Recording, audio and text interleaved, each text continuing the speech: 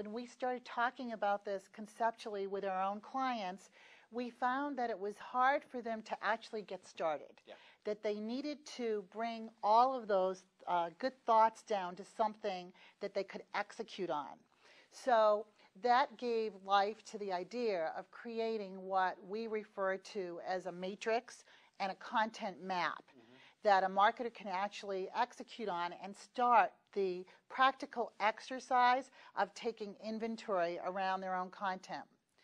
And to get this going, I think the fundamental that relates back to what you were just saying is that you have to start a matching exercise. Let's put it that simply. You need to match your current content media types and your topic focus to what your efforts are in terms of either garnering awareness, creating consideration, or forcing decision. And this depiction that we're looking at now basically is communicating to you in terms of the little human red icons here, that your expectation should be realistic to what it is you're actually trying to accomplish.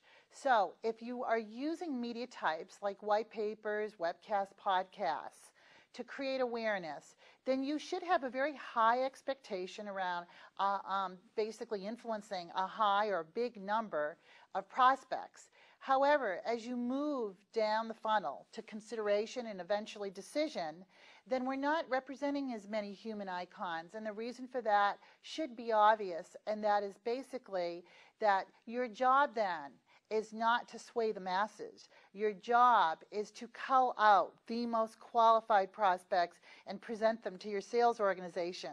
So when you are in a decision mode, pick the content assets that are going to do that the most effectively, and I'll talk to that a little bit later. So this is our content media alignment plan, basically acronym for MAP, and it's our strategic approach to developing content and media plans to go after IT buyers with the marketer's best interests in mind. And there's three components to it. One is the interest index, the second is the actual map, and then the third is the benchmark map, and I'll explain all three of those to you. So in terms of the content interest index, Michael made a couple references to how important it is for you not to start talking about green issues if the market doesn't care about green issues. And so really what we're saying is you have to be attuned to what the most popular messages and content and conversations are around in the marketplace related to your technology. And the way we index this at TechTarget is to basically, in rank order, look at the most popular editorial articles that our readers or IT pros are perusing, and then also to look at the most requested or, quite frankly, the most downloaded content assets that you as vendors are sponsoring within our network. And by looking at those two things and comparing them, and then looking at the messaging focus that the particular vendor is bringing to their activities, we all get a good sense for whether or not they're on the mark. And that is essential. Wouldn't you agree? Absolutely. You have to come to a conclusion that you're either doing it right or you're doing it wrong. And if you're doing it wrong, you need to change things within your organization. Now, in terms of what this actually looks like, what we're finding is that you'll see parallels often, and that makes sense. So looking specifically at messaging around archiving, on the editorial side, in rank order, we heard that subjects like 13 data retention mistakes to avoid, the enterprise archive of tomorrow were really popular in terms of readership.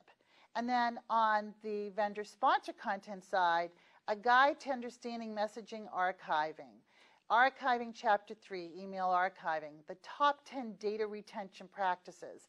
And so what you can see, the 5th ranking advertiser content lined up with the 1st ranking editorial content, and that should happen. Or that means those two entities also aren't getting it right. Very true.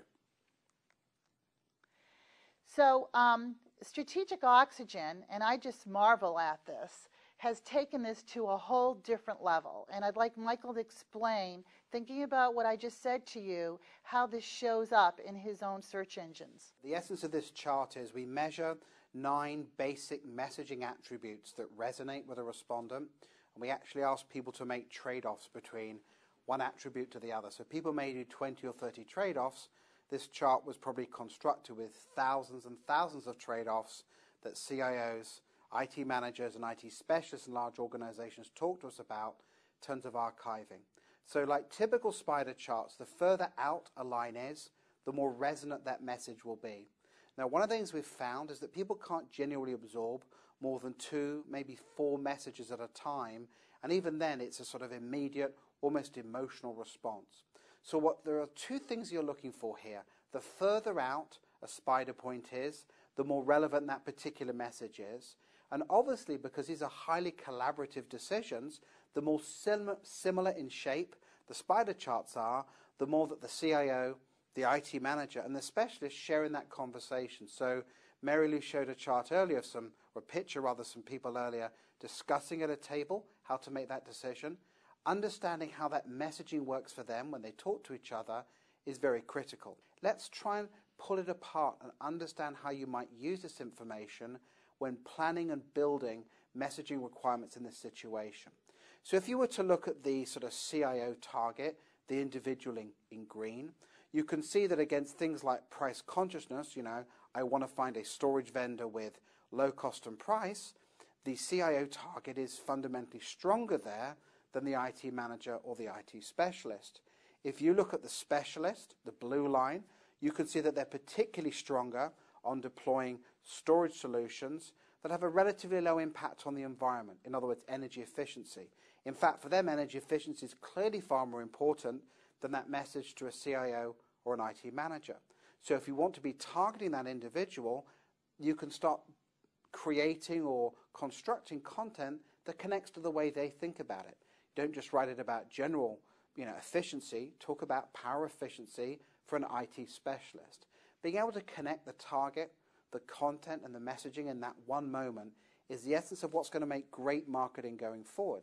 Now, there are also clearly assets here, messaging requirements, that these 3 targets share, particularly in terms of easy integration. So having content that talks about easy integration, how a CIO views it, how an IT manager views it, how an IT specialist views it, tells you an area of commonality that they may share in a room talking about a purchase, that you can be part of that dialogue. And I think the essence of great integrated content marketing going forward is that content you create, content you sponsor, content you're part of, becomes part of their purchasing dialogue. So you can see, for example, the IT manager here is very, very focused on assets such as being comfortable with a product, comfortable with a vendor. That means it's going to be tough to convert them if they're not one of your customers. But actually, the IT specialist doesn't really care too much about brand loyalty and is prepared to deal with issues such as cost or energy efficiency, so it gives you an angle of intrusion there. So we do these maps all over the world for whole ranges of technologies, and it's fascinating when you see how these perceptions drive potential dialogue interactions that your content can be a part of. And without a doubt, Michael, where I could see applying a lot of these tips, if you will, are on actual online campaigns. Absolutely. Because often what we find is we have clients, especially with this target audience, who in one campaign want to communicate effectively to both C-level as well as IT management. And we tell them time and time again, you cannot run the same email promotional copy or the same subject line. We have to alter those for you or tailor those for you to get optimal results. And it always works when we do that, taking into consideration what the trigger point is of that particular target. Yeah, it's absolutely true. I think one of the wonders of the online environment is you can mass customize at a very personal level for individuals. I think we've always thought about this with emails, but this should touch and embrace every part of the online experience, because everybody should have something when they want it, how they want it, and the context that matters to them at that moment. Yes. So we don't have to have a one-shoe-fits-all mentality. It should be the right shoe in the right situation for that target. Absolutely agree with you.